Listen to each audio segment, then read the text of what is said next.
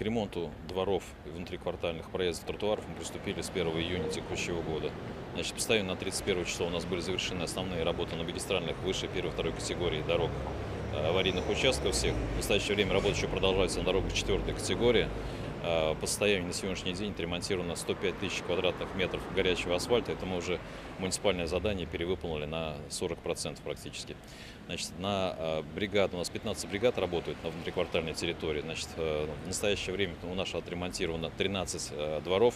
Это такие, как Хрустальный 41, Курункова 19, Ульяновские 26 были работы выполнены в начале июня. Сейчас продолжаются работы еще на 19 объектах. Ведутся работы Ульяны Громовой, 2А4 организуется большая парковка, Нариманова 83-89 ведется работа и ряд других участков. Работа выполняется в соответствии с перечнем, который у нас опубликован в средствах массовой информации. Кроме того, по поручению губернатора в настоящее время с 6 июня МБУ «Доремстрой» зашел с ремонтом подходов и подъездов к поликлиникам. В настоящее время 4 участка уже отремонтировано, 13 взято в работу. Общая сумма ремонта по внутриквартальным подъездам, тротуарам у нас составляет сейчас 92 миллиона рублей.